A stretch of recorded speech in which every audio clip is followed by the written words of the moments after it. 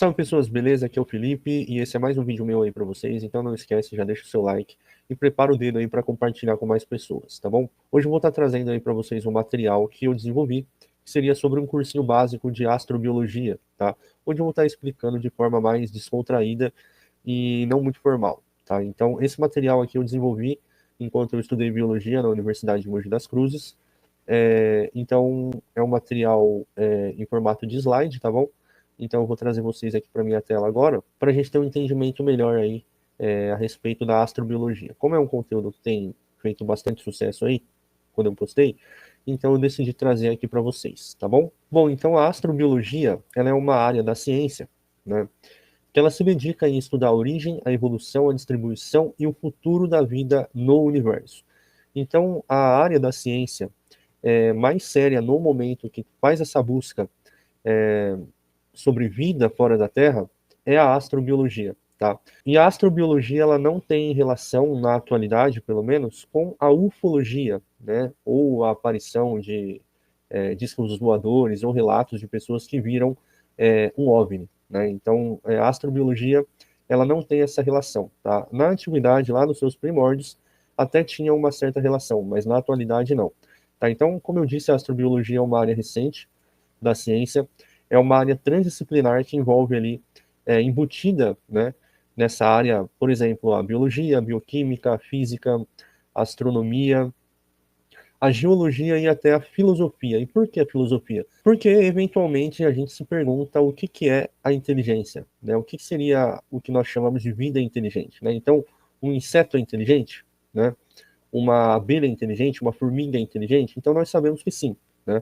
Nós sabemos que esses insetos, do exemplo, eles vivem em sociedade, eles têm organização, enfim. Então a gente sabe que eles são organismos dotados de inteligência e as abelhas, inclusive, elas até se comunicam por meio da linguagem matemática, né? Não da mesma forma que nós, obviamente, mas na sua forma de vida ali, em alguns movimentos espasmódicos e tudo mais, elas se comunicam por meio da linguagem matemática, né? Então, são também organismos inteligentes, né? É claro que quando nós estamos falando de vida inteligente fora da Terra, muito provavelmente a gente está se referindo a uma inteligência semelhante com a nossa, né? Uma inteligência capaz de desenvolver uma linguagem matemática, de desenvolver uma sinfonia, de desenvolver uma teoria, de criar foguetes e explorar a vida no universo, tá bom? Então, é basicamente esse tipo de inteligência que a gente está lidando, tá? É, ela também está ali apoiada no estudo de exoplanetas, né? Ou seja, planetas que estão fora do nosso sistema solar, e um dos pilares dessa ciência seria o estudo dos extremófilos, né? Que são micro-organismos que vivem ali em condições extremas, né? Então, se eu não me engano, essa imagem ali, essa imagem aqui, seria do Parque Yellowstone, né, nos Estados Unidos, e ali seria uma região onde a gente tem algumas espécies de extremófilos, né? Que seriam micro-organismos que têm afinidade a condições extremas, né? Ou que vivem em ambientes com alta salinidade, ou com o pH muito baixo, muito alto, ou um ambiente muito ácido. Tem também extremófilos que resistem à radiação e até mesmo no vácuo do espaço, né? E o mais famoso deles é o tardígrado, que é esse micro-organismo aqui que provavelmente você já ouviu falar e é conhecido popularmente como urso d'água, né? Então, algumas espécies de tardígrado eles resistem ao vácuo do espaço, né? E esses micro-organismos resistentes a essas condições, eles são muito importantes, por isso que eles são os pilares um dos pilares da astrobiologia, porque é por meio deles que a gente conseguiu entender que a vida não era tão sensível quanto nós imaginávamos, né? Então, se nós temos micro-organismos que resistem nesses ambientes, então, se nós encontrarmos um exoplaneta ou um satélite natural com essas condições, então, sabendo que nessas condições pode existir vida, então o leque de possibilidades de encontrar vida lá fora, hoje em dia, são muito maiores, né? E com tudo isso, né, a astrobiologia, ela permite a nós nos perguntarmos sobre como é que a vida surgiu e evoluiu na Terra, né? É uma pergunta fundamental para essa área. Como é que a vida se adaptou num ambiente de constantes mudanças e, por fim, a gente então pode começar essa busca sobre vida fora da Terra, né? Bom, e a astrobiologia ela foi institucionalizada ali em meados de 1998 pela Agência Espacial Norte-Americana, que reestruturou e ampliou o seu antigo programa de exobiologia. Bom, e aqui nós temos uma imagem do Instituto de Astrobiologia da NASA, né, conhecido como NAI. Essa é uma imagem da revista FAPESP, né? E ali no telão, como vocês podem ver, está tendo provavelmente uma conversa sobre a evolução do universo, né? Então essa imagem aqui do telão ali, ela é bem famosa, onde as pessoas estão aprendendo um pouco mais, não sobre a origem, mas sobre a evolução do universo, né? Então muita gente pensa que a teoria do Big Bang ela serve para explicar essa origem, mas não, na verdade, a teoria do Big Bang, ela descreve, né, ela serve para descrever, é um modelo de como é que deve ter ocorrido essa evolução do universo. E como eu disse para vocês, como é uma área transdisciplinar, né, a astrobiologia, uma das áreas mais importantes aqui da astrobiologia, não desvalidando as outras áreas, mas é uma área bem importante, seria a geologia, né? Então, aqui nessa pequena imagem, eu não sei se dá para vocês enxergarem muito bem, a gente tem um mosaico de imagens da superfície da Lua Europa, que é uma lua do planeta Júpiter, né? Que foram obtidas pela sonda Galileu da NASA, né? Então, com essas diferentes imagens, né, da superfície da Lua, toda essa morfologia ali da sua superfície, ela pode indicar para a gente várias coisas, né? A gente consegue, por meio das rochas ali, saber se aquele terreno ele foi sempre dessa forma ou se provavelmente ele foi diferente no passado. A gente consegue buscar, por exemplo, alguns vestígios, né, alguns indícios de que se nesse lugar teve água ou não. Se teve água, será que era uma água corrente ou será que era uma água que ficava mais estática? Era um oceano, era um lago, era um riacho? Então, por meio dessa topografia, digamos assim, a gente tem condição de saber muito mais sobre esse satélite natural, né, como ele era no passado. E veja só, a Lua Europa de Júpiter, né, ela tem um ambiente muito parecido com o ambiente que nós temos aqui no planeta, né? Então, a gente tem na Antártida, por exemplo, um grande laboratório natural, né, que é um ambiente de gelo, né, com uma superfície de gelo, e um oceano abaixo dessa superfície, tanto quanto na Lua Europa de Júpiter. Então, nós sabemos hoje, por exemplo, que lá na Antártida existem alguns extremófilos nessa região, né, que vivem ali no gelo, que são psicrófilos, né, mais especificamente falando, que são micro-organismos que têm afinidade ali com temperaturas abaixo de zero. E como a gente sabe que a vida pode prosperar nesse ambiente de gelo lá na Antártida, e a Lua Europa de Júpiter também tem essas condições, ou seja, a Lua Europa tem ali uma camada na sua superfície de gelo e abaixo dela lá tem um oceano que é igualzinho na Antártida. Isso significa que pode ser que lá tenha vida da mesma forma que temos na Antártida, tá? Ainda não temos essa informação, mas como a gente detectou vida na Antártida, né, desses psicrófilos que vivem ali em temperaturas abaixo de zero, é possível que também tenha na Lua Europa de Júpiter, para você ver a importância do conhecimento geológico. Bom, e dentro da astrobiologia nós temos alguns parâmetros, né, algumas referências, alguns referenciais para que a gente comece essa busca, né? Então, no que a gente se baseia para procurar a vida fora da Terra? Bom, então a gente tem que se basear, obviamente, na geologia do nosso planeta, né? A gente tem o conhecimento de que o nosso planeta, na sua grande parte, ele é constituído por água, né? Ele é um planeta rochoso que está ali numa zona habitável. A gente sabe que a Terra aí tem por volta de 4,5 bilhões de anos. Ela se formou, ela foi um produto ali gerado depois da formação do Sol, né?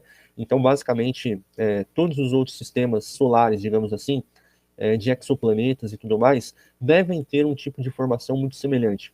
Então, isso já é bem sabido, né, pela ciência. E a vida na Terra, ela surge ali por volta de 3,8 a 4,2 bilhões de anos atrás. E eu estou falando esses números, né, atualizados assim, porque temos artigos novos que indicam para nós que talvez a vida seja muito mais antiga do que imaginávamos, né? Então, quando eu montei esse material aqui, a origem da vida, na época ali, a gente entendia que devia ter ocorrido por volta de 3,8 bilhões. Né? Então, agora a gente sabe que é um pouco mais antiga. Os artigos sobre isso estão muito bons, muito bem embasados, né? Então, provavelmente é isso mesmo. Então, provavelmente a vida tem ali, em média, 4 bilhões de anos, para arredondar, tá? Bom, aqui nós temos uma representação da árvore filogenética da vida, que é dividida atualmente em 3 grandes domínios, né? Bactéria, arqueia e eucária. Eucariontes são organismos com células mais recentes da história evolutiva, né? Nós somos constituídos por células eucariontes. Então, se a gente pega toda a ramificação da vida na Terra, bactéria, arqueia e eucária, a gente percebe, a princípio, que toda a vida na Terra ela tem um parentesco. Então, muita gente se incomoda, né, com o fato de que nós temos um parentesco com os demais primatas, ou seja, não é que a gente veio do macaco, né? A resposta é que tanto o homem quanto os macacos descendem de um mesmo ancestral comum. Mas o nosso parentesco não é só com macacos. No nosso DNA, quando a gente faz ali essa leitura, a gente percebe que existe um parentesco com toda a vida na Terra, né? Então, sim, você tem um parentesco com bactéria, com borboleta, com lobo, com elefante, com lagarto, com baleias, com peixes e também com outros primatas, né? Então, toda a vida na Terra tem ali um parentesco e a gente pode fazer essa leitura por meio da árvore filogenética e também por meio da genética molecular. Então, são muitas evidências que apontam para isso. Então, isso não é só uma teoria, né, como as pessoas têm mania de dizer. Isso é muito bem fundamentado e muito bem determinado pela biologia. Então, assim, quando a gente pega toda essa ramificação da árvore filogenética, né, e vai descendo até a sua base, a gente entende que é muito provável que possa existir o que nós chamamos de LUCA, ou seja, o último ancestral comum. Isso significa que se a gente for voltar, né, nas árvores genealógicas, digamos assim, né, pegar a base dessa árvore, a gente entende que talvez nós tenhamos um último ancestral comum, ou seja, a origem da vida na Terra provavelmente é monofilética. Mono significa um. Então, é bem possível que nós tenhamos essa origem aí de um único ancestral comum. Dá para saber se era um único organismo? Não. Provavelmente era uma população de organismos, né, que a gente chama de último ancestral comum. E a partir dele, toda a vida se ramifica e se diversifica no planeta. Tá?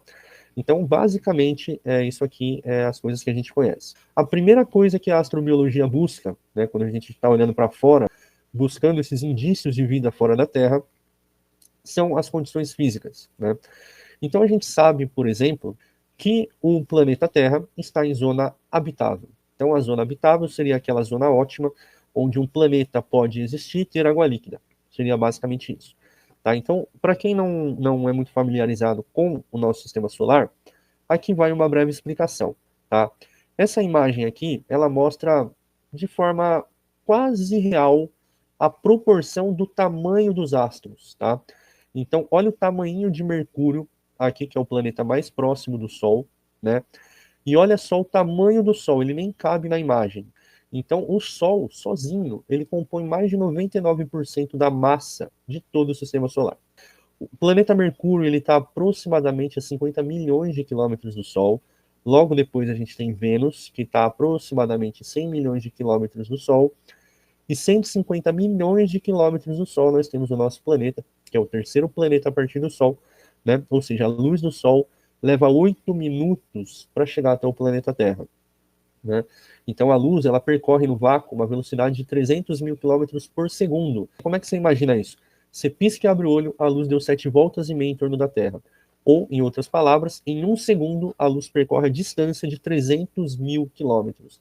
E para você ter uma ideia, o planeta Terra ele tem por volta de 40.050 quilômetros, 40.050 quilômetros de circunferência. E a luz levaria um segundo para dar 7 voltas e meia em torno do planeta Terra. Então, olha só, aqui a gente tem uma imagem proporcional em relação a tamanho, mas ela não é proporcional em questão de distância. As distâncias aqui, obviamente, são muito erradas, né? Isso aqui é só para a gente ter uma ideia em relação a tamanho, tá? O quarto planeta a partir do Sol é Marte, né? Então, esses 4 primeiros planetas aqui são rochosos, ou seja, são os famosos planetas telúricos que estão aqui mais próximos do Sol. Eles tendem a ser mais densos e menos massivos, e logo depois nós temos aqui os 4 últimos planetas, né, que são Júpiter, Saturno, Urano e Netuno, sendo que Júpiter, com mais de 90 luas, ele é o maior planeta do sistema solar, não sei se dá para ver aí da imagem, mas Júpiter tem um círculo muito famoso aí nas imagens, né? Que seria um furacão em atividade, que tem basicamente a idade do planeta Terra. E só essa mancha de Júpiter tem 2 ou 3 vezes o tamanho do planeta Terra. Só para vocês terem uma ideia de proporção. Saturno, ali com seus anéis, Urano e Netuno. Aí a gente tem alguns planetas anões, Plutão ele não é mais classificado como um planeta, e Ceres, né? Então, basicamente isso é o que a gente conhece do nosso sistema solar, tá? Não estou falando aí dos satélites naturais, somente dos planetas e 2 planetas anões. Então, tem coisas nessa imagem que não estão sendo mostradas, como, por exemplo, depois de Marte, nós temos um cinturão de asteroide, né? E isso não está na imagem, mas só para ter uma ideia, basicamente, de como funciona. Né? Então, a zona habitável aqui do nosso sistema solar estaria pegando um pedacinho de Vênus e um pedacinho de Marte. Obviamente, a Terra, né? Nós estamos aqui, você está vendo esse vídeo. Então, isso aí é o que seria a zona habitável aqui do nosso sistema solar, ou seja, aquela região ótima do espaço que permite que um planeta tenha água líquida. Então, Vênus talvez tenha tido vida no passado. Isso indica para nós que lá houve um grande efeito estufa, né? O planeta mais quente ali, né? Não é nem Mercúrio que está mais próximo, é Vênus. E Marte, a gente já sabe hoje que ele foi habitável, né? Marte ele tinha o ciclo de carbono, assim como aqui na Terra, no seu passado, estudando, veja só, a geologia do planeta, e a gente teve essas descobertas aí recentes muito legais que dizem que o planeta vermelho ele foi habitável, não que ele foi habitado, mas que ele foi habitável. Os próximos passos seriam a gente investigar se realmente existiu vida lá ou não.